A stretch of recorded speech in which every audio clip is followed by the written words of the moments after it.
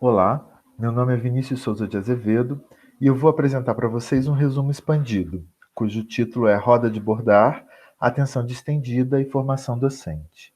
Esse resumo se refere à minha pesquisa de doutorado, cujo título foi Roda de Bordar, Atenção Distendida em Espirais na Formação de Professores de Artes. Essa pesquisa foi realizada no programa de pós-graduação em Artes Visuais da Escola de Comunicações e Artes da Universidade de São Paulo e foi concluída em dezembro de 2020. A questão que norteou a pesquisa foi como a experiência de bordar potencializa a formação docente e a prática pedagógica.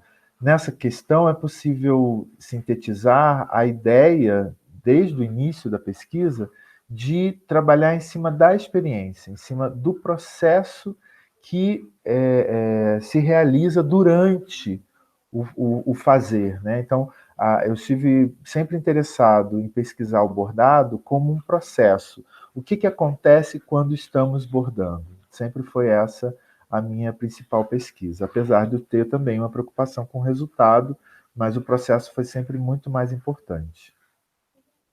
Então, a partir disso, eu tracei três objetivos: investigar elementos específicos do bordado que pudessem contribuir com a prática formativa de professores de arte, desenvolver novas percepções e reflexões dos professores em relação tanto às suas práticas quanto às suas trajetórias e promover a revivificação dos projetos pessoais desses professores a partir do bordado. Então, eu usei como princípio conceitual e metodológico o pensamento em espiral, defendido pelo professor Victor Gabilan como um fundamento epistemológico dos povos originários, uma forma de pensar integrada e integradora que supera a lógica linear e propõe o ciclo como dinâmica. Então, o professor Gabilan vai defender que todos os povos da América, de sul a norte, expressam o pensamento em espiral de alguma forma a partir de suas tradições culturais, de suas estruturas sociais. E ele vai, então, explicar um pouco o que é esse fundamento e como que ele se expressa. Então, eu pego esse pensamento em espiral e utilizo uma outra ideia a partir da espiral, defendida por Edgar Morin, quando ele vai caracterizar a teoria dos sistemas complexos, falando da espiral como a oposição complementar entre movimento e estado estacionário. Então, esse conceito também se torna muito importante para pensar não apenas a pesquisa e os desdobramentos dela, mas a própria tese em si. Então, a espiral passa a ser, então, uma forma de organização e estruturação da própria tese, onde eu vou partir da praxis em espiral, que o professor Gabilan vai defender, que é a praxis em espiral é quando o sujeito tem uma experiência e ele retoma essa experiência. E nessa retomada, ele elabora percepções e reflexões que vão aprofundar, desdobrar, desenvolver essa experiência inicial e transformá-la em conhecimento. E esse conhecimento, então, volta para a realidade, onde o sujeito, então, empreende uma nova experiência a partir desse conhecimento e ele depois retoma essa nova experiência, e essa é a própria praxis em espiral, né? Onde o sujeito volta para o que viveu, reflete, depois vive novamente e retoma, e assim sucessivamente. Então, eu vou conectar essa ideia da praxis em espiral com o princípio do bordado, pensando com um dos princípios do bordado, a oposição complementar entre avesso e frente. Então, a prática do bordar, ela vai gerando, a própria prática vai gerando um avesso, porque é uma ação que gera esse outro lado, né? E aí eu vou partir dessa oposição complementar para estruturar a tese e vou, então, mais pensando o avesso como vestígio do processo. Então, quando eu olho para o avesso, eu posso ver a trajetória que foi percorrida.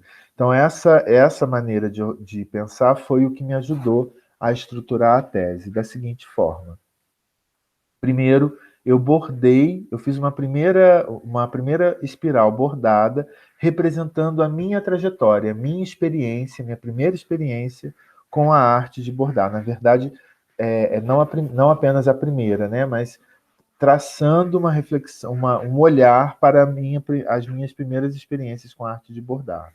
Então, nessa primeira espiral, eu vou falar sobre a experiência e vou levantar sentidos, aprendizagens, encontros, vivências que orientaram o meu estudo, que serviram para eu traçar, não apenas lembrar, né, mas também traçar novas possibilidades.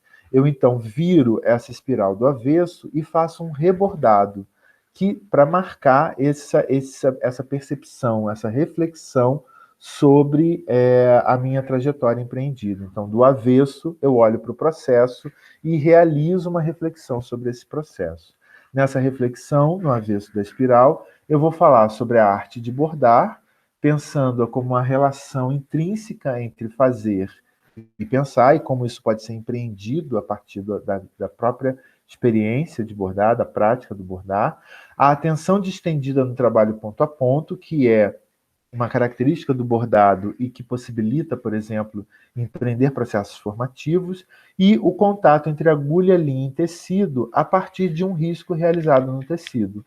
É uma característica do bordado que não é o bordado não é exclusivamente intrínseco a essa característica, é possível fazer bordados de outras formas, mas eu vou partir dessa forma para desenvolver a minha proposição. Vou pensar também nesse avesso na arte popular, pensando o riso como uma característica da arte popular, e esse riso promovido na arte popular como resistência, resistência, né, cultural, política, artística, enfim, social. O conhecimento em ciclos, que é essa ideia de que na arte popular o movimento não é linear, ele também se dá de forma cíclica, e pensar a arte popular como uma autêntica manifestação de uma prática decolonial, né, que luta aí desde sempre contra as forças colonialistas. E vou pensar ainda, né, no avesso da primeira espiral, na formação docente como um campo de conhecimento da arte, quer dizer, vou traçar o campo de conhecimento da arte que possibilita a formação docente e pensar a dimensão autoral, a importância da dimensão autoral na praxis docente. Eu pego, então, essas linhas que eu usei no avesso, faço um turbilhão, né, uma espiral com elas, e volto para a frente do avesso e traço um novo bordado e uma nova para fazer uma nova espiral, representando a própria proposição da roda de bordar, que foi uma proposição prático-reflexiva, onde eu vou empreender, né, propor processos criadores inspirados nos propósitos das participantes. Então, eu reflito quando eu vou apresentar a roda de bordar, eu reflito sobre algumas características que eu tracei lá quando eu olhei para o avesso da espiral. O pensamento em espiral, a atenção distendida, a tradição popular e a dimensão autoral. E aí eu entro numa segunda parte da tese em que eu vou traçar novas e pequenas espirais representando aí os bordados de cada uma das professoras que participou da proposição. Então, eu vou chamar essa parte de fluxo de espirais, porque cada espiral sai da espiral maior da roda de bordar, e aí então eu vou apresentar esses 16 bordados, foram 16 professoras, são 16 bordados, produzidos durante a proposição, e vou realizar um mergulho fenomenológico em cada um desses bordados, afluindo significados sobre a tese a partir dos trabalhos. Quer dizer, não estou tentando projetar significados, mas pensar esses bordados como um fenômeno e olhar para eles a partir de toda a minha experiência, de toda essa trajetória realizada no estudo e afluir significados a partir deles. O que esses bordados falam para mim sobre todo esse estudo que eu realizei? É um pouco essa ideia, e aí eu vou fazer isso sobre cada um dos bordados. No final, eu vou olhar para o avesso dessas espirais para pensar que essas linhas estão soltas, porque essas espirais continuam sendo bordadas. As trajetórias dessas professoras continuam sendo, né, enfim, continuam sendo desenhadas por elas próprias.